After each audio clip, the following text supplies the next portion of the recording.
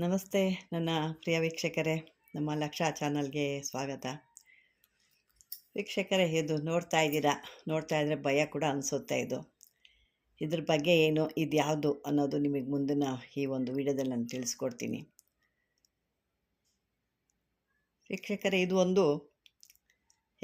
ಯಾಕೆ ಇದನ್ನು ನಾನು ಕೊಡ್ತಾ ಇದ್ದೀನಿ ಅಂದರೆ, ಕೆಲವೊಂದು ವಿಷಯದಲ್ಲಿ ಮೋಸ ಹೋಗ್ತೀವಿ ನಾವು. ಅಂದರೆ ಕಳ್ಳರು ಹಣ ಸಂಪಾದನೆ, ದುಡ್ಡು, ಒಡವೆ, ಬಂಗಾರ ಎಲ್ಲ ಕದೀತಾರೆ. ಆದರೆ ವಿದ್ಯೆ ಮಾತ್ರ ಕದಿಯೋಕ್ಕಾಗಲ್ಲ ಅನ್ನೋದು ಒಂದು ವೇದಾನೂ ಇದೆ, ಜನದ್ದು ವಾಡಿಕೆ ಮಾತು ಕೂಡ ಇದೆ. ಸಾಮಾನ್ಯವಾಗಿ ಹೇಳ್ತಾ ಇರ್ತೀವಿ, ಅಯ್ಯೋ ಏನಾದರೂ ಅದೇ ಒಂದು ವಿದ್ಯೆ ಅನ್ನೋದು ಕಲಿಯೋಕ್ಕಾಗಲ್ಲ, ಅದು ಮಾತ್ರ ನಮ್ಮ ಜೊತೆಲೇ ಇರುತ್ತೆ ಅಂತ. ಈಗ ಅದು ಕೂಡ ಕದಿಯೋ ಅಂಥದ್ದು ಒಂದು ಇದೆ. ಅಂದರೆ ಇದು ಭಾಳ ವರ್ಷದಿಂದ ಇದೆ, ಅದು ಪ್ರಚಲಿತವಾಗಿ ಈಗೀಗ ಇದು ಬಂದಿದೆ. ಅಂದರೆ ಈ ಸಾಮಾನ್ಯವಾಗಿ ಇನ್ನೂ ಯಾರಿಗೂ ಗೊತ್ತಿಲ್ಲ, ಅಂದರೆ ಇದನ್ನು ಪ್ರಚಾರ ಕೂಡ ಮಾಡೋಕ್ಕಾಗಲ್ಲ. ಹಾಗಾಗಿ ಕೆಲವೊಂದು ವಿಷಯದಲ್ಲಿ ಸಾಧಕರು ಪಾಪ ಕಷ್ಟಪಟ್ಟು ನೋಡಿ, ಹೇಳ್ತಾರಲ್ಲ, ಕುಂಬಾರನಿಗೆ ವರ್ಷ ದೊಣ್ಣೆಗೆ ನಿಮಿಷ ಅನ್ನೋಂಗೆ ಆಗೋಗಬಾರ್ದು ಅನ್ನೋ ಉದ್ದೇಶಕ್ಕೆ ಹೇಳ್ತಾ ಇದ್ದೀನಿ. ಅಂಥ ಎಲ್ಲ ಒಂದು ಚಿಕ್ಕ ಇದಕ್ಕೆ ಆಗಲ್ಲ. ಯಾಕೆ ಕಳ್ಳರು ಹೊಡೆಯೋದು ಯಾವ್ದು ಕೇಳಿ, ದೊಡ್ಡ ದೊಡ್ಡ ಖಜಾನೆಗಳಿಗೆ, ಸಣ್ಣ ಪುಟ್ಟ ಖಜಾನೆಗಳು ಅವ್ರು ಹೊಡೆಯಲ್ಲ, ಸಣ್ಣ ಪುಟ್ಟ ಗಂಟಿಗೆ ಅವ್ರಿಗೆ ಬರಲ್ಲ. ಈ ದೊಡ್ಡ ದೊಡ್ಡ ಗಂಟಿಗೆ ಈ ಕಳ್ಳರನ್ನು ಹಾಕೋದು. ಅದೇ ರೀತಿ ಇದು ಸಣ್ಣ ಪುಟ್ಟ ಸಾಧಕರ ಹತ್ರ ಹೋಗಲ್ಲ. ಇದಕ್ಕೆ ಎಲ್ಲ ಅಲ್ಲಿ ಎಲ್ಲ ರೀತಿ ವಿದ್ಯೆ ಅಲ್ಲಿ ಅಡಗಿದೆ ಅಂದಾಗ ಅಲ್ಲಿ ಹೋಗಿ ಅದನ್ನು ಕಬಳಿಸುತ್ತೆ. ಇದು ಹೇಗೆ ಏನು ಅಂತ ತಿಳ್ಕೊಳ್ಳೋಣ ಬನ್ನಿ. ಇದು ನನ್ನ ಸ್ವಂತ ಅನುಭವಕ್ಕೆ ಬಂದಿತ್ತು ಮತ್ತು ನನಗೆ ನಡೆದಂಥದ್ದು. ಇದು ಈಗ ಸುಮಾರು 1 ವರ್ಷ ಹೆಚ್ಚು ಕಮ್ಮಿ ಆಗಿರ್ಬೋದು. ಆದಾಗ ಕೆಲವರು ಮೈಸೂರಿಂದ ಒಂದಿಬ್ಬರು ಕರೆ ಮಾಡ್ತಾನೇ ಇದ್ದರು, 1 ತಿಂಗಳಿಂದ ಕರೆ ಮಾಡ್ತಾಯಿದ್ರು. ನಮ್ಗೆ ಅಪಾಯಿಂಟ್ಮೆಂಟ್ ಕೊಡಿ, ಬರಬೇಕು, ನೋಡಬೇಕು ಅಂತ ಅಂದ್ಬಿಟ್ಟು. ಸರಿ, ನೋಡೋಣ ನಾನು ಅಂತ 1-2 ಸರಿ ಕೊಟ್ಟಿದ್ದೆ. ಆದರೆ ಆ ಒಂದು ಇದರಲ್ಲಿ ಅವ್ರಿಗೆ ಮಿಸ್ ಆಯಿತು.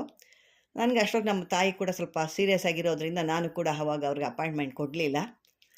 ಆಮೇಲೆ ಇದರಲ್ಲಿ ನಮ್ಮ ತಾಯಿ ಕೂಡ ಹೋದರು. ಆ ಕಡೆ ಒಂದು 3 ಮಂತ್ಸ್ ಮೇಲೆ ಮತ್ತೆ ಅವರು, ಇಲ್ಲಮ್ಮ ನಮಗೆ ಬೇಕೇ ಬೇಕು, ಒಂದು ಅಪಾಯಿಂಟ್ಮೆಂಟ್ ಕೊಡಿ, ಭಾಳ ಕಷ್ಟದಲ್ಲಿದ್ದೀವಿ, ಹಾಗೆ ಹೀಗೆ ಅಂತೆಲ್ಲ ಕೇಳಿಕೊಂಡು, ಸರಿ ಆಯಿತು ಅಂದ್ಬಿಟ್ಟು ಬನ್ನಿ ಅಂತ ಹೇಳಿದೆ. ಅವರು ಅಪ್ಪ ಮಗ ಇಬ್ಬರು ಬಂದರು. ಅವ್ರು ಬಂದಾಗ ಮನುಷ್ಯ ನನಗೆ ಅವ್ರನ್ನ ನೋಡ್ತಾಗಲೇ ಯಾಕೋ ಒಂಥರ ಅನ್ನಿಸ್ತು. ಅಯ್ಯೋ ಯಾಕೆ ಬಂದ ಈ ಮನುಷ್ಯ, ಏನಕ್ಕಪ್ಪ ಕಳಿಸ್ಬಿಡ್ಬೇಕು ಯಾಕೋ ಅಂತ. ನನಗೆ ಅವ್ರು ನೋಡೋಕ್ಕೆ ಇಷ್ಟ ಆಗಲಿಲ್ಲ. ಕಳಿಸ್ಬಿಡ್ಬೇಕು ಒಂದು ರೀತಿ ಈ ಪಕ್ಕೀರಿಗಳ ಥರ ಇದ್ದರು. ಅಂದರೆ ಗಡ್ಡ ಎಲ್ಲ ಬಿಟ್ಕೊಂಡು ಆ ಥರ ಒಂದು ಇದರಲ್ಲಿದ್ದರು. ಅಂದರೆ ಅವರು ಬಡತನದಲ್ಲಿ ಇದ್ದಾರೆ ಅನ್ನೋ ಅದಕ್ಕಲ್ಲ, ಯಾಕೋ ಅವ್ರ ಮುಖ ನೋಡಿದಾಗ ನನಗೆ ಯಾಕೋ ಕೂರಿಸ್ಬೇಕು, ಭಾಳ ಹೊತ್ತು ಮಾತಾಡಬೇಕು ಅಂತ ಅನ್ನಿಸ್ತಾ ಇರಲಿಲ್ಲ. ಫಸ್ಟ್ ಇವ್ರು ಕಳಿಸ್ಬೇಕು ಅನ್ನೋದೇ ಬರ್ತಿತ್ತು. ಹಾಗೂ ಸ್ವಲ್ಪ ಹೊತ್ತು ಕೂತಿರೋ ಮೇಲೆ ನನಗೆ ಯಾಕೋ ಅನ್ನಿಸ್ಲಿಲ್ಲ. ಒಬ್ಬರಿಗೆ ಹೇಳಿದೆ, ಇಲ್ಲ ಅವ್ರು ಸ್ವಲ್ಪ ಭಾಳ ದೂರದಿಂದ ಬಂದಿದ್ದಾರೆ, ಅವ್ರನ್ನ ಹೇಳಿ ಕಳಿಸ್ತೀನಿ, ನಂತರ ನೀವು ಬನ್ನಿ, ಪರವಾಗಿಲ್ಲ. ಸರಿ ಆಯ್ತಮ್ಮ ಅಂತ ಅವ್ರು ಎದ್ದೋಗಿ ಪಾಪ ಅವ್ರನ್ನ ಕೂರಿಸಿದ್ರು.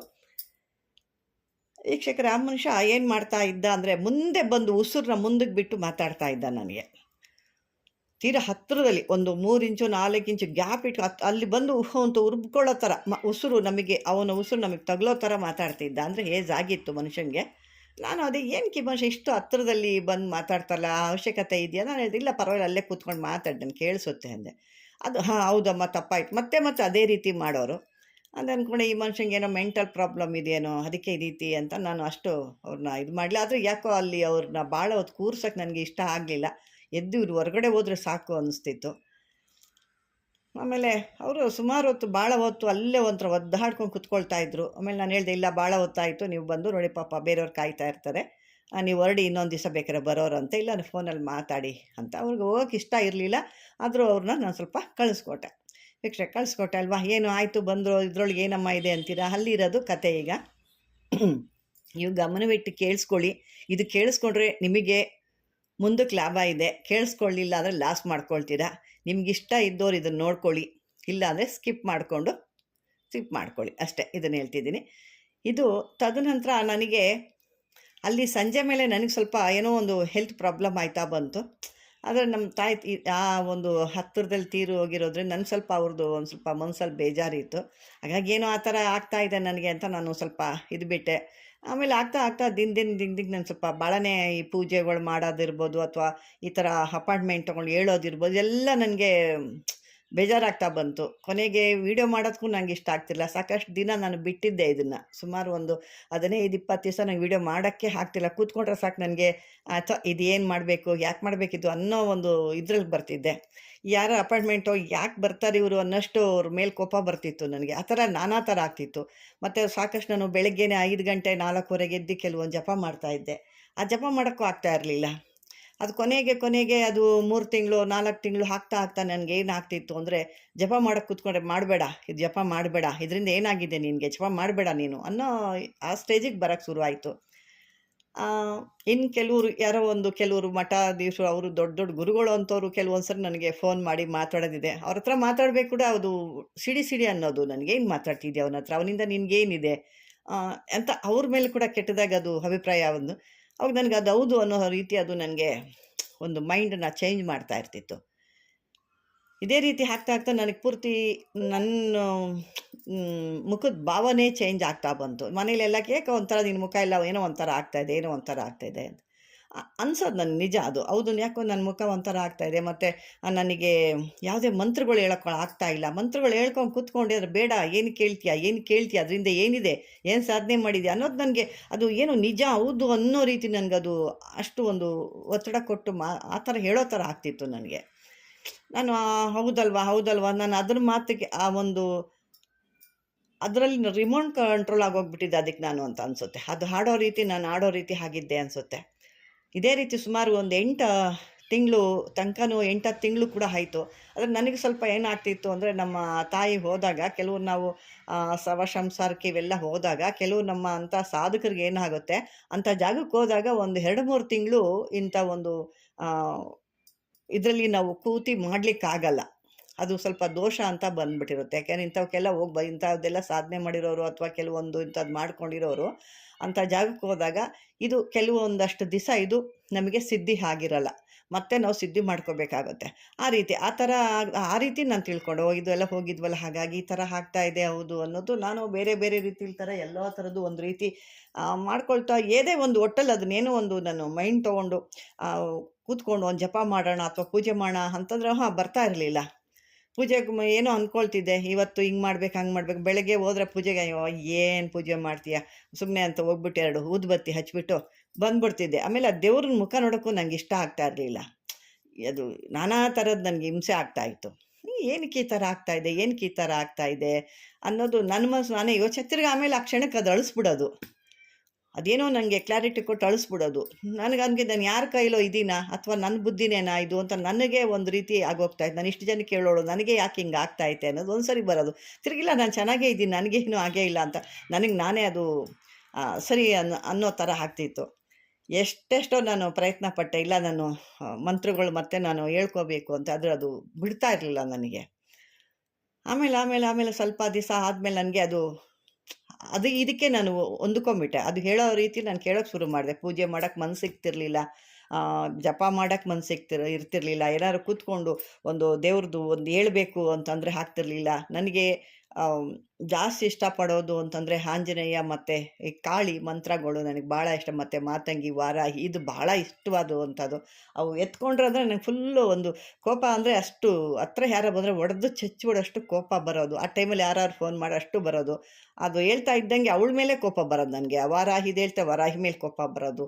ಅಥವಾ ಬೇರೆ ಕೊನೆಗೆ ಅದು ನನಗೆ ಯಾವ ಲೆಕ್ಕಕ್ಕೆ ತಂತು ಅಂದರೆ, ನನ್ನ ಸ್ವಂತದವ್ರನ್ನೆಲ್ಲ ದೂರ ಮಾಡೋಕ್ಕೆ ಶುರುವಾಯಿತು ನನಗೆ. ನನ್ನ ಸ್ವಂತದವರೆಲ್ಲ ಏನು ಮಾಡಿದ್ದಾರೆ, ನಾನು ಮಾಡ್ತೀನಿ ನೋಡಿ, ನಿಂಗೆ ಹಿಂಗೆ ಮಾಡ್ತೀನಿ, ನಿಮ್ಗೆ ಹಂಗೆ ಮಾಡ್ತೀನಿ, ನಿನಗೆ ಬೇಕಾದ್ದೆಲ್ಲ ಕೊಡ್ತೀನಿ, ಅವ್ರು ಯಾಕೆ ಬೇಕು ನಿಂಗೆ, ಇವ್ರು ಯಾಕೆ ಬೇಕು, ಏನು ಮಾಡಿದ್ದಾರೆ ಅವರೆಲ್ಲ ನಿನಗೆ ಅನ್ನೋ ಥರ ನನಗೆ ಅದು ನಿಜ ಅನ್ನೋ ಥರ ನನಗೂ ಅದು ನಿಜ ಹೌದು ಅಲ್ವಾ ಅನ್ನೋ ರೀತಿ ನನಗೆ ಆಗ್ತಾ ಬಂತಿದ್ದು. ಆ ಥರ ಎಲ್ಲ ಆಗ್ತಾ ಇದ್ದಾಗ ನನಗೆ ಹೌದಲ್ವಾ ನಿಜಾನೇ. ಆಮೇಲೆ ನಿನ್ಗೇನು ಬೇಕೋ ನಾನು ಕೊಡ್ತೀನಿ, ಇವೆಲ್ಲ ಏನು ಪೂಜೆ ಮಾಡೋಕ್ಕೆ ಹೋಗ್ಬೇಡಿ, ಇಷ್ಟು ವರ್ಷ ನೀನು ಏನು ಮಾಡಿದ್ದೀಯಾ, ನಿನಗೇನು ಆಗಲಿಲ್ಲ, ಏನು ಮಾಡಿ ನಿನಗೆ ನೋಡಿ ನಾನು ಎಲ್ಲಿಗೆ ತೊಗೊಂಡು ಹೋಗ್ತೀನಿ ನಿನ್ನನ್ನು, ಯಾವ ರೀತಿ ನೀನು ಬೆಳೆಸ್ತೀನಿ ನೋಡು, ನಾನು ಹೇಳ್ದಂಗೆ ಕೇಳು, ನಿನಗೆ ಕೇಳ್ದಾಗ ಕೊಡ್ತೀನಿ ನಾನು, ನಿನ್ನ ಒಂದು ಬಂಧು ಬಳಗ ಯಾರೂ ಬೇಡ ಅಂತ ಹೇಳಕ್ಕೆ ಶುರುವಾಯಿತು. ನನಗೆ ಕೆಲವೊಂದು ಸಂಬಂಧಗಳಲ್ಲಿ ಕೆಲವೊಂದು ಇತ್ತು ತೊಂದರೆಗಳು ಹೇಳ್ಕೊಳ್ತಾ ಇದ್ದೆ. ಪಾಪ ಅವ್ರದ್ದು ಈ ಥರ ಆಗಿದ್ದಾರೆ, ಇವ್ರು ಈ ಥರ, ಅವ್ರು ಆ ಥರ ಆಗಿದ್ದಾರೆ, ಅವ್ರನ್ನೆಲ್ಲ ನಾನು ರೆಡಿ ಮಾಡ್ತೀನಿ, ಅವ್ರಿಗೆ ಹಿಂಗೆ ಮಾಡ್ತೀನಿ, ನಾನು ಹಂಗೆ ಮಾಡ್ತೀನಿ, ರೆಡಿ ಮಾಡ್ತೀನಿ ಅವ್ರನ್ನೆಲ್ಲ, ನಿಂಗೆ ಯಾಕೆ ಅನ್ನೋ ಥರ ಹೇಳ್ತೆ. ಅವಾಗ ಅಂದಾಗ ನಾನು ನೆಂಬಲೇಬೇಕಾಗಿತ್ತು ಅದನ್ನು. ಹೌದಲ್ವಾ, ಅದು ಒಳ್ಳೆಯದೇ ಮಾಡ್ತಾ ಇದೆಯಲ್ವ ಅನ್ನೋದು ನನಗೆ ಮೈಂಡಿಗೆ ಬರ್ತಾಯಿತ್ತು. ಕೊನೆಗಿದ್ದು ನಮಗೆ ಯಾವ ಒಂದು ಸ್ಟೇಜಿಗೆ ತೊಗೊಂಡೋಯ್ತು ಅಂದರೆ, ಹೌದು ಅದು ಹೇಳೋದೆಲ್ಲ ನಿಜ ನಮಗೆ, ಹೌದು ಅದು ಭಾಳ ಒಳ್ಳೆಯದು ಅನ್ನೋದು ಒಂದು ಮನಸ್ಸಲ್ಲಿ ನಮಗೆ ತುಂಬ್ಕೊಂಡ್ಬಿಡ್ತಿದ್ದು. ತದನಂತರ ಇದು ಒಂದು ದಿವಸ ನಮಗೆ ಈ ಥರ ನಾನು ಏನೋ ಒಂದು ಯೋಚನೆ ಮಾಡ್ಕೊಂಡು ಮಲಗಿದ್ದೆ, ಏನು ನಡೀತಾ ಇದೆ, ಯಾಕೆ ಈ ಥರ ಆಗ್ತಾ ಇದೆ, ನನಗೆ ಏನು ಕೋಪ ಬರ್ತಾ ಇರುತ್ತೆ, ಪೂಜೆ ಮಾಡೋಕ್ಕೆ ಮನಸ್ಸು ಬರಲ್ಲ, ಅವಾಗ ಯಾಕೆ ಈ ಥರ ಆಗುತ್ತೆ ಅನ್ನೋದು ಬರ್ತಾ ಇದ್ದಾಗ, ಒಂದು ಸಾರಿ ನಾನು ಮಲಗಿದ್ದಾಗ ನಮ್ಮ ತಾಯಿ ಅಂದರೆ ಅವರು ಅವಾಗ ತೀರೋಗಿದ್ದರು, ಹೆಚ್ಚು ಕಮ್ಮಿ ಒಂದು 8-10 ತಿಂಗಳು ಆಗಿತ್ತು. ಆವಾಗ ತಕ್ಷಣಕ್ಕೆ ನಮ್ಮ ತಾಯಿ ಬಂದು ಮಲಗಿದವರು ದಡಾರ್ ಅಂತ ಎಬ್ಬರಿಸಿ ಕೂರಿಸಿದ್ರು. ಯಾಕೆ ಮಲಗಿದ್ಯಾ, ಎದ್ದೋಳು ನೀನು, ಎದ್ದು ನೋಡು ಏನು ನಡೀತಾ ಇದೆ ಅಂತ ನೋಡು ಅನ್ನೋ ಥರ ಹೇಳ್ದಂಗಾಯ್ತು ನನಗೆ. ಏನು ನಡೀತಾ ಇದೆ ಅಂತ ನಾನು ಅಂದ್ಕೊಂಡೆ. ಆದರೆ ಅವರು ನೀನು ಹಿಂದೆ ಏನು ನಡೀತಾ ಇದೆ, ನೀನು ಯಾವುದಕ್ಕೆ ಬಲಿ ಆಗಿದ್ಯಾ ಅಂತ ಕೆಲವೊಂದು ಸೂಕ್ಷ್ಮಗಳನ್ನ ನನಗೆ ಅಲ್ಲಿ ಕೊಟ್ಟರು. ಇಲ್ಲಿ ಪೂರ್ತಿ ನಾನು ಹೇಳೋಕ್ಕಾಗ್ತಾ ಇಲ್ಲ, ಕೆಲವೊಂದು ಸೂಕ್ಷ್ಮಗಳನ್ನ ಕೊಟ್ಟು ಒಂದು ಯಾವುದೋ ಒಂದು ನನಗೆ ಮಂತ್ರನ ಕೊಟ್ಟರು. ಯಾಕೆಂದ್ರೆ ನನಗೆ ಅದು ಕೆಲವು ಮಂತ್ರಗಳು ನಾವಿಲ್ಲಿ ಅದನ್ನು ಹೇಳ್ಕೊಳ್ಳೋಗಿಲ್ಲ, ಹಾಗಾಗಿ ನಾನು ಇಲ್ಲಿ ಹೇಳ್ತಾ ಇಲ್ಲ, ಅದನ್ನು ಮಾಡು ನೀನು ಅಂತ ಅಂದ್ಬಿಟ್ಟು. ತಕ್ಷಣ ಹೋದೆ. ಯಾಕೋ ನನಗೆ ಅದು ಎದ್ದು ಕೂತ್ಕೊಂಡಿದ್ದೀನಿ, ಚೆನ್ನಾಗಿ ಹೋದರೆ ನಿದ್ದೆ ಅನ್ನೋದು ಎಳೀತಾ ಇದೆ ಅಂದರೆ ಅಷ್ಟು ಚೆನ್ನಾಗಿ ನಿದ್ದೆ ಬರ್ತಾಯಿದೆ. ಮಲ್ಕೊಳ್ಳ, ಎದ್ದೋಗಿ ಹೇಳ ಅನ್ನೋದು ನನಗೆ ಬಂತು. ಮತ್ತೆ ಎಬ್ಬರಿಸಿದ್ರೆ ಎದ್ದೋಗಿ ಮುಖ ತೊಳಿ ಮಂತ್ರ ಹೇಳು, ಇಲ್ಲಾಂದರೆ ನಿನ್ನ ಜೀವನ ಹಾಳಾಗೋಗುತ್ತೆ, ಹೋಗು ಅನ್ನೋದು. ಸರಿ ಆಯಿತು, ನಾನು ಎದ್ದು ಮುಖ ತೊಳೆದ್ಬಿಟ್ಟು ಹೋಗಿ ಕೂತ್ಕೊಂಡ್ರೆ ಅಲ್ಲಿ ಕೂತ್ಕೊಳ್ಳೋಕ್ಕಾಗ್ತಾಯಿಲ್ಲ ನನಗೆ. ಅಲ್ಲೇ ಮಲಗಿಬಿಡ್ಬೇಕು ಅನ್ನೋಷ್ಟು ಬರ್ತಾ ಇದೆ. ಒಂದು ಮನಸ್ಸು ಎಳೀತಾ ಇಲ್ಲ, ಇದನ್ನೇನಾದ್ರು ಮಾಡಲೇಬೇಕು ಅನ್ನೋದು. ಕೊಟ್ಟಂಥ ಒಂದು ಕೆಲವು ಮಂತ್ರಗಳನ್ನ ನಾನು ಹೇಳ್ತಾ ಬಂದೆ. ಹೇಳ್ತಾ ಅದು ಕೊನೆಗೆ ಅದರದ್ದು ಸ್ಟೋರಿ ಅನ್ನೋದು ಗೊತ್ತಾಯಿತು ವೀಕ್ಷಕರೇ. ಇದನ್ನು ಯಾಕೆ ನಿಮಗೆ ಈ ರೀತಿ ಹೇಳ್ತಾ ಇದ್ದೀನಿ ಅಂದರೆ, ಆ ಬಂದಂಥ ವ್ಯಕ್ತಿ ಇಂಥವ್ರನ್ನ ನೋಡ್ತಾರೆ. ಯಾರಲ್ಲಿ ವಿದ್ಯೆ ಇದೆ, ಯಾವುದು ಚೆನ್ನಾಗಿ ಬರ್ತಾ ಇದೆ, ಇಲ್ಲಿ ಒಂದು ಯಾವುದೋ ಒಂದು ಇದೆ, ಇಲ್ಲಿ ಇದು ಒಂದು ಅವರು ಒಂದು ಭಕ್ಷಿಣಿ ಯಕ್ಷಿಣಿ ಅಂತ ಮಾಡ್ಕೊಂಡಿರ್ತಾರೆ. ಈ ವಿದ್ಯೆಗಳನ್ನ ಕದೀತಾರೆ ಅವರು. ಈ ಥರ ಬಂದು ವಿದ್ಯೆಗಳನ್ನ ಕದೀತಾರೆ. ಅಂದರೆ ಈ ರೀತಿ ದೊಡ್ಡಾಗಿರೋವಂಥ ಒಂದು ವಿದ್ಯೆಗಳಲ್ಲಿ ಯಾರು ಕೊಡ್ತಾ ಇರ್ತಾರೆ, ಅವ್ರಿಗಿರುತ್ತೆ. ಅದಕ್ಕೆ ಹೇಳಿದ್ದು ನಾನು, ಚಿಕ್ಕ ಪುಟ್ಟ ಭಂಡಾರಕ್ಕೆ ಬರಲ್ಲ, ಹೊಡೆದ್ರೆ ದೊಡ್ಡ ಭಂಡಾರ ಹೊಡಿಬೇಕು, ಚಿಕ್ಕ ಪುಟ್ಟಕ್ಕೆ ಬರಲ್ಲ ಇದನ್ನು. ಮತ್ತು ಅವರು ಮಾಡೋದು 1 ತಿಂಗಳಿಗೆ ಒಬ್ಬರ ಹತ್ರ ಮಾತ್ರನೇ ಅವರು ಆ ರೀತಿ ವಿದ್ಯೆನ ಕಲಿಯೋದು. ಎಲ್ಲ ಟೈಮಲ್ಲೂ ಬರಲ್ಲ. ಅಂದರೆ ಇದು ಸಾಧನೆ ಕೂಡ ಭಾಳ ಕಷ್ಟ ಇರುತ್ತೆ. ಅವರು ಇದನ್ನು ರುದ್ರಭೂಮಿಲಿ ಕೂಡ ಮಾಡ್ತಾರೆ ಇದನ್ನು. ಆಮೇಲೆ ನಾನು ವಿಚಾರ ಮಾಡಿದಾಗ ಇದೆಲ್ಲ ಸ್ವಲ್ಪ ಹೊರಗೆ ಬಂತು ನನಗೆ. ಯಾವ್ಯಾವ ರೀತಿ ಮಾಡ್ತಾ ಇದ್ದಾರೆ, ಯಾರು ಬಂದು ಮಾಡಿದ್ದು, ಇದು ಏನಾಯಿತು, ಇದು ಯಾವುದಿದು, ಈ ಶಕ್ತಿ ಯಾವುದು ನನಗೆ ಅಂತ ನನಗೆ ಆ ರೂಪದಲ್ಲಿ, ನಮ್ಮ ತಾಯಿ ರೂಪದಲ್ಲಿ ಬಂದು ನನಗದು ಎಲ್ಲ ಪೂರ್ತಿಯಾಗಿ ವಿವರಣೆ ಕೊಟ್ಟಾಗ ನನಗೆ ಗೊತ್ತಾಯಿತು. ಆ ವ್ಯಕ್ತಿ ಅವತ್ತು ಬಂದಾಗ ಮುಖ ತೀರ ಎಷ್ಟು ಹತ್ತಿರದಲ್ಲಿ ಉಸಿರು ಬಿಟ್ಕೊಂಡು ಮಾತಾಡ್ತಾಯಿದ್ರು. ಆ ಉಸಿರು ನನಗೆ ಅದು ತಗಲೋ ಥರ ಮಾತಾಡ್ತಿದ್ರು. ಆಗ ಗೊತ್ತಾಯಿತು, ಇದು ಬಂದಂಥ ವ್ಯಕ್ತಿ ಸಾಮಾನ್ಯ ಅದನ್ನಲ್ಲ, ಅವನು ಯಾವುದೋ ಒಂದು ರೀತಿ ಆ ಬಂದ ರೀತಿ ಬರ್ತಾ ಇದ್ದಾಗೆ ನನಗೆ ಬೇಜಾರಾಗ್ತಿತ್ತು. ಅಂದರೆ ಇಲ್ಲಿ ಇರೋದ್ರಿಂದ ಇಲ್ಲಿ ಸೇರಿಸ್ತಾ ಇರಲಿಲ್ಲ. ಇಲ್ಲಿ ನಮಗೆ ಇದು ಒಂದು ದೇವತೆಗಳಲ್ಲಿ ಒಂದು ಇರೋದ್ರಿಂದ ಅಲ್ಲಿ ನಮಗೆ ಅವನ್ನ ಸೇರಿಸ್ತಿರ್ಲಿಲ್ಲ. ಆದರೆ ವಿಧಿ ಇರಲಿಲ್ಲ, ನಾವು ಕೊಟ್ಟಿರೋ ಅಪಾಯಿಂಟ್ಮೆಂಟ್ ಕೊಟ್ಟಿದ್ವಿ, ನಾವು ಹೇಳಲೇಬೇಕಾಗ್ತಿತ್ತು, ಹೇಳಿ ಕಳಿಸಿದ್ವಿ. ಅವನು ಅಲ್ಲಿಂದ ನಮ್ಮ ವಿದ್ಯೆನ ತಗೊಂಡೋಗೋಕ್ಕೆ ಆ ಒಂದು ಕರ್ಣ ಭಕ್ಷಿಣಿ ಅನ್ನೋ ಪಿಶಾಚಿನ ತಂದಿದ್ದ ಅನ್ನೋದು ತದನಂತರ ಗೊತ್ತಾಯಿತು ನನಗೆ. ಇದನ್ನು ಭಾಳ ಕಷ್ಟಪಟ್ಟು 90 ಅಂದರೆ ಇದನ್ನು 3 ವರ್ಷ ಕಲಿಬೇಕು. ಆದರೆ 90 ರಾತ್ರಿಗಳು ಮನೆ ಬಿಟ್ಟು ಮಶಾಣದಲ್ಲೇ ಇದನ್ನು ಸಿದ್ಧಿ ಮಾಡ್ಕೊಂಡು ಕಲಿತಾಗ ಇದು ಬೇಗ ವಶ ಆಗುತ್ತೆ. ಇದಕ್ಕೆಲ್ಲ ಭಾಳನೇ ಕಷ್ಟ ಕೂಡ ಪಡಬೇಕಾಗುತ್ತೆ. ಆದರೆ ಆ ಮನುಷ್ಯ ನೋಡಿದ್ರೆ ಅದೇ ರೀತಿಯೇ ಇದ್ದಿದ್ದು. ಆಮೇಲೆ ನನಗದು ಅವನ ರೂಪ ಗೊತ್ತಾಯಿತು, ಏನು ಯಾರು ಬಂದಂಥ ವ್ಯಕ್ತಿ ಯಾರು, ಇದನ್ನೇನು ನನ್ನಿಂದ ಏನು ತೊಗೊಂಡು ಹೋಗಿದ್ದಾರೆ ಇವರು ಅನ್ನೋದು ಗೊತ್ತಾಯಿತು. ಮತ್ತು ಅದು ಪಡ್ಕೊಂಡಿದ್ದು ಆಯಿತು. ಅದನ್ನು ಯಾವ ರೀತಿ ಪಡ್ಕೋಬೇಕೋ, ಯಾವ ರೀತಿ ಕಟ್ ಮಾಡಬೇಕೋ ಆ ರೀತಿ ಕಟ್ ಮಾಡಿ ನಾನು ಪಡ್ಕೊಂಡಿದ್ದು ಕೂಡ ಆಯಿತು ವೀಕ್ಷಕರೇ. ಯಾಕೆ ಇದನ್ನೆಲ್ಲ ನಿಮ್ಗೆ ಹೇಳಿದೆ ಅಂದರೆ, ಇದನ್ನು ನಾವು ಏನು ಅಂತ ಅನುಭವಿಸಿದ್ದೀವಿ. ನಂತರ ವೀಕ್ಷಕರೇ ಆ ವಿದ್ಯೆನ ಮತ್ತೆ ನಾನು ಮರಳಿ ಪಡ್ಕೊಂಡು ಅದನ್ನು ಯಾವ ರೀತಿ ಒಂದು ಕಟ್ ಮಾಡಿದೆ ಅಂದರೆ, ಅಷ್ಟು ನನಗೆ ನಿಂತು ಒಂದು ಈ ತಾಯಿ, ನನ್ನಲ್ಲಿ ಇದ್ದಂಥ ತಾಯಿ ಅವಳು ಮತ್ತೆ ನಾನು ಇದನ್ನು ವಾಪಸ್ ತಂದುಕೊಟ್ಲು ನನಗೆ. ಆ ರೀತಿ ನಿಮಗೂ ಒಂದು ಮೋಸ ಆಗೋದು ಬೇಡ, ಈ ರೀತಿ ಎಚ್ಚರಿಕೆಯಾಗಿರ್ರಿ. ಯಾಕೆಂದರೆ ಅದು ಚಿಕ್ಕ ಪುಟ್ಟ ಭಂಡಾರ ಹೊಡೆಯಕ್ಕೆ ಬರಲ್ಲ, ಅದು ನಿಮಗೆ ಮೊದಲೇ ಹೇಳಿದ್ದೀನಿ. ಅದು ತೊಗೊಂಡ್ರೆ ಸರಿಯಾದನ್ನು ತೊಗೊಳುತ್ತೆ. ಆವಾಗ ಏನಾಗುತ್ತೆ, ಯಾರಿಗೂ ಈ ರೀತಿ ಆಗ್ತಾ ಇರುತ್ತೆ. ಯಾರಿಗೂ ಪೂಜೆ ಮಾಡೋಕ್ಕೆ ಇಷ್ಟ ಆಗಲ್ಲ, ಯಾಕೆಂದರೆ ಅದಕ್ಕೆ ಪೂಜೆ ಇವೆಲ್ಲ ಇಷ್ಟ ಆಗಲ್ಲ. ಒಂದು ಹೋಮ ಮಾಡ್ಸೋಕ್ಕೆ ಇಷ್ಟ ಆಗಲ್ಲ, ದೇವ್ರ ಪೂಜೆ ಮಾಡ್ಸೋಕ್ಕೆ ಬಿಡಲ್ಲ ಇದು. ಆ ರೀತಿ ಈ ರೀತಿ ವಿದ್ಯೆಗಳನ್ನ ಕೂಡ ಕದಿಯುವಂಥ ಒಂದು, ಅಂದರೆ ಈಗಲೇ ಅಲ್ಲ, ಇದು ಭಾಳ ಶತಮಾನಗಳಿಂದ ಇದೆ. ಅಂದರೆ ಇದು ಯಾವುದು ಪ್ರಚಲಿತವಾಗಿ ಬಂದಿಲ್ಲ ಇದು ಅಷ್ಟೇ. ಹಾಗಾಗಿ ಒಂದು ಎಚ್ಚರಿಕೆಯಾಗಿರ್ರಿ. ಈ ರೀತಿ ಒಂದು ಇರ್ಬೋದು ಅಂದರೆ ಎಲ್ಲರಿಗೂ ಅಲ್ಲ, ಇದು ಕೆಲವು ದೊಡ್ಡ ದೊಡ್ಡ ಸಾಧಕರಲ್ಲಿ ಇದ್ ರೀತಿ ಮಾಡ್ತಾ ಇದ್ದಾರೆ ಅನ್ನೋದು ಒಂದು ಹೇಳೋದಕ್ಕೆ ಇವತ್ತು ನನ್ನ ಒಂದು ಇದು ಹೇಳೋದಕ್ಕೆ. ನಾನು ಆ ಒಂದಷ್ಟು ದಿನ ಭಾಳನೇ ಕಷ್ಟಪಟ್ಟಿದ್ದು ಉಂಟು. ಅದು ಇದನ್ನೇ ಒಂದು ಇಟ್ಕೊಂಡು ಈ ಗ್ರಾಮ ದೇವತೆಗಳನ್ನೆಲ್ಲ ಕಟ್ಟಾಕ್ತಾರೆ. ಇದೇ ಒಂದು ಇಟ್ಕೊಂಡು ಅವರು ಈ ಬ್ರಹ್ಮ ಒಂದು ಗ್ರಾಮ ದೇವತೆ ಅಥವಾ ಈ ಗ್ರಾಮ ದೇವನ ಕಟ್ಟಾಕ್ತಾರೆ. ಕೇಳ್ತಾರೆ, ಗ್ರಾಮ ದೇವ ಚೆನ್ನಾಗಿ ಬರ್ತಿಲ್ಲ, ಪೂಜೆ ನಡೀತಿತ್ತು, ಅದೇನೋ ತೇರು ನಡೀತಿತ್ತು, ಹಂಗೆ ಹಿಂಗೆ ಆಗ್ತಿತ್ತು, ಈಗ ನೋಡ್ರಿ ಏನೂ ಇಲ್ಲ ಅಂತ. ಮತ್ತು ಇನ್ನು ಕೆಲವ್ರಿಗೆ ದೇವ್ರುಗಳ ಆವೇಶ ಚೆನ್ನಾಗಿ ಆಗ್ತಿತ್ತು, ದೇವರ ಪ್ರಶ್ನೆಗಳು ಚೆನ್ನಾಗಿ ಹೇಳ್ತಾ ಇದ್ರು. ಈಗ ಹೋಗ್ತಾ ಹೋಗ್ತಾ ಹೋಗ್ತಾ ಹೋಗ್ತಾ ಪೂರ್ತಿ ನಿಲ್ಲಾಗ್ಬಿಟ್ಟಿದೆ, ಎಲ್ಲ ಪೂರ್ತಿ ಕಟ್ ಮಾಡಿ ಹಾಕಿದ್ದಾರೆ, ಏನೂ ಇಲ್ಲ ಅಂತ. ಈ ಕೆಲವ್ರಿಗೆ ಏನಾಗಿರುತ್ತೆ ಪಾಪ, ಈಗ ಯಾರೋ ನಮ್ಮಂಥ ಒಂದು ವೈದಿಕರ ಹತ್ರ ಹೋಗ್ತಾರೆ ಅಥವಾ ಯಾರಾದ್ರು ಮಾಂತ್ರಿಕರ ಹತ್ರ ಹೋಗ್ತಾರೆ. ನಾನು ಸಾಕಷ್ಟು ಹೇಳಿದ್ದಾರೆ, ಅಲ್ಲಿಗೆ ಹೋದ್ಮೇಲೆ ನಮ್ಗೆ ಜಾಸ್ತಿ ಆಯ್ತಮ್ಮ, ಇಲ್ಲಿಗೆ ಅಲ್ಲಿ ಹೋದ್ಮೇಲೆ ನಮಗೆ ಭಾಳ ತೊಂದರೆ ಆಯಿತು, ಅಲ್ಲೇನೋ ತಂದು ಕಟ್ಟಿದ್ವಿ, ಅಲ್ಲಿಂದ ನಮಗೆ ಭಾಳ ಕಷ್ಟ ಆಯಿತು, ಈ ಥರ ನೀವು ಹೇಳ್ತೀರಾ. ಅಲ್ಲಿ ಹೇಳಿದಾಗ ಈ ರೀತಿದು ಒಂದಿರುತ್ತೆ. ಇದನ್ನು ನೀವು ಸರಿಯಾಗಿ ಅರ್ಥ ಮಾಡ್ಕೊಳ್ಳಿ. ಯಾಕೆ ನಾನು ಇನ್ನೂ ಮುಂದಿನ ನೋಡಿ ಇನ್ನೂ ಸಾಕಷ್ಟು ಇದ್ರ ವಿಚಾರಣೆ ಇದೆ. ಯಾಕೆ ಇದು ಅನುಭವಿಸಿದವರು ಭಾಳ ಕಷ್ಟ, ಏನು ಕಷ್ಟ ಇದೆ ಅನುಭವಿಸ್ದವ್ರು ಮಾತ್ರನೇ ಗೊತ್ತಾಗುತ್ತೆ ಅದೆಷ್ಟು ಹಿಂಸೆ ಕೊಡುತ್ತೆ. ಅಂದರೆ ಕೇಳಿದ್ನೆಲ್ಲ ಕೊಡೋ, ಯಾಕೆಂದರೆ ನಮ್ಮನ್ನು ಅದು ನೆಂಬಿಸ್ಬೇಕು ಅಂದರೆ ಕೇಳಿದ್ನೆಲ್ಲ ಕೊಡುತ್ತೆ, ಅದು ಆ ರೀತಿ ಕೂಡ ಮಾಡುತ್ತೆ. ಇದರಿಂದ ಎಚ್ಚರಿಕೆಯಾಗಿರಿ ಅನ್ನೋ ಉದ್ದೇಶಕ್ಕೆ ನಾನು ಈ ವಿಡಿಯೋ ಒಂದು ಮಾಡಿದ್ದು. ಇದನ್ನು ಕಟ್ ಮಾಡ್ಕೊಳ್ಳೋಕೆ ಕೂಡ ಕೆಲವೊಂದು ಮಂತ್ರ ಇದೆ. ಏಕೆಂದರೆ ನಾವು ಕಟ್ ಮಾಡ್ಕೊಳ್ಳೋಕೆ ಅದೇ ಬರುತ್ತೆ, ಮತ್ತು ಅದನ್ನು ಈ ಥರ ಭಕ್ಷಣೆ ಮಾಡ್ಕೊಳ್ಳೋಕ್ಕೂ ಅದೇ ಮಂತ್ರ ಬರುತ್ತೆ. ಹಾಗಾಗಿ ಈ ಮಂತ್ರ ನಾನು ಇಲ್ಲಿ ಕೊಡ್ತಾ ಇಲ್ಲ. ಯಾರಾದರೂ ಬೇರೆ ಇರೋ ಅಂಥವ್ರಿಗೆ ನಾನು ಅದನ್ನು ಇದು ಮಾಡ್ತೀನಿ. ಆ ಥರಕ್ಕೆ ನಾವು ಸಿದ್ಧಿ ಮಾಡ್ಕೋಬೇಕು. ಅಂದರೆ ಈ ರೀತಿ ಸಿದ್ಧಿ ಮಾಡ್ಕೊಂಡಾಗ, ಆ ಮಂತ್ರ ಹೇಳ್ಕೊಂಡು ನಾವು ಸಿದ್ಧಿ ಮಾಡ್ಕೊಂಡಾಗ ಅದು ನಮ್ಮನ್ನು ಆ ರೀತಿ ಭಕ್ಷಣೆ ಮಾಡಲ್ಲ, ನಮ್ಮಲ್ಲಿರೋಂಥ ವಿದ್ಯೆನ ಅದು ಕದ್ಕೊಂಡು ಹೋಗಲ್ಲ. ಹಾಗಾಗಿ ವೀಕ್ಷಕರೇ, ಇಲ್ಲಿ ಯಾಕೆ ಕೊಟ್ಟರು, ಎರಡಕ್ಕೂ ಒಂದೇ ರೀತಿ ಬರೋದ್ರಿಂದ ನಾನು ಇಲ್ಲಿ ಪಬ್ಲಿಕ್ಕಾಗಿ ಕೊಡ್ತಾಯಿಲ್ಲ. ಯಾಕೆಂದರೆ ನಾವೇ ಕಳ್ತನ ಮಾಡೋ ತೋರಿಸ್ಕೊಟ್ಟಂಗೆ ಆಗುತ್ತೆ. ಹಾಗಾಗಿ ಇಲ್ಲಿ ನಾನು ಕೊಡ್ತಾಯಿಲ್ಲ. ಆದರೆ ಎಚ್ಚರಿಕೆಯಾಗಿರಿ ಅಂತ ಹೇಳ್ತಾ ಇದ್ದೀನಿ. ಈಗೆಲ್ಲ ಸ್ಟೋರಿ ಕೇಳಿದರೆ ಇದು ಸಾಕಷ್ಟಿದೆ, ಜಾಸ್ತಿ ಲೆಂತ್ ಆಗುತ್ತೆ, ನಿಮಗೂ ಕೇಳೋಕ್ಕೆ ಬೋರ್ ಆಗುತ್ತೆ ಅಂದ್ಬಿಟ್ಟು ಸ್ವಲ್ಪ ಹೇಳಿದ್ದೀನಿ. ವೀಕ್ಷಕರೇ, ಇದನ್ನು ತಿಳ್ಕೊಂಡು ನೀವು ಯಾವ ಥರ ಒಂದು ಬರುತ್ತೆ, ಯಾವ ರೀತಿ ಇವಾಗ ನಿಮ್ಮಲ್ಲಿ ಯಾವುದೋ ಒಂದು ಪ್ರಶ್ನೆ ನಡೀತಾ ಇದೆ ಅಂದರೆ ಅವ್ರ ಜೊತೆಲೇ ಬಂದಿರ್ತಾರೆ ಅವರು. ಆದರೆ ನಿಮಗೆ ಗೊತ್ತಿರಲ್ಲ, ಅವರು ಏನೋ ಪ್ರಶ್ನೆ ಕೇಳಕ್ಕೆ ಬಂದವ್ರೆ ಅಥವಾ ಏನೋ ದೇವಸ್ಥಾನಕ್ಕೆ ಕೇಳಕ್ಕೆ ಅಂತ ನಾವು ತಿಳ್ಕೊಂಡಿರ್ತೀವಿ. ಆದರೆ ಅವರು ಮಾತಾಡ್ತಾರೆ ನಮ್ಮ ವಿದ್ಯೆನ ಕಲಿತಾರೆ, ನಮ್ಮಲ್ಲಿರೋಂಥ ದೇವರಲ್ಲಿರೋ ಶಕ್ತಿನ ಕದ್ಕೊಂಡು ಹೋಗ್ತಾರೆ. ಇದು ಕೆಲವ್ರಿಗೆ ಸಾಕಷ್ಟು ಜನ ನನಗೆ ಇದ್ರ ಬಗ್ಗೆ ಮಾತಾಡಿದ್ದಾರೆ ಬೇಕಾದಷ್ಟು. ಅವಾಗ ಇದ್ರದ್ದೆಲ್ಲ ಇವಾಗ ಅದು ಅರ್ಥ ಆಗ್ತದೆ, ಈ ರೀತಿ ಆಗಿತ್ತು ಅಂತ. ಈಗ ನಾನು ಇದನ್ನು ಮಾಡಬೇಕಾದ್ರೂ ಕೂಡ ಅದು ನಾನು ಪ್ರಚಾರ ಮಾಡಬೇಡ ಅಂತಲೇ ನಾನು ಇದುವರೆಗೂ ಕಟ್ಟಾಕಿ ಬಂದಿದ್ದು. ಇದು ನೆನ್ನೆ ಒಬ್ಬರು ಸೇಮ್ ಇದೇ ಸ್ಟೋರಿಲಿ ಬಂದಾಗ ಮತ್ತೆ ನನಗೆ ಅದು ಬಂತು, ಇದನ್ನ ಯಾಕೆ ಕೊಡಬಾರ್ದು, ಪಾಪ ಎಲ್ಲರಿಗೂ ಒಂದು ಹೆಲ್ಪ್ ಆಗುತ್ತೆ, ಎಷ್ಟು ಕಷ್ಟಪಟ್ಟು ಇದನ್ನು ಕಲ್ತಿರ್ತಾರೆ, ಅದು ಬಂದು ಕದ್ಕೊಂಡು ಹೋದಾಗ ಅದು ಎಷ್ಟು ಅವ್ರಿಗೆ ಕಷ್ಟ ಆಗುತ್ತೆ ಅನ್ನೋದು ಅರಿವು ಬಂತು. ಹಾಗಾಗಿ ನಾನು ಈ ವಿಡಿಯೋ ಮಾಡಿದ್ದು.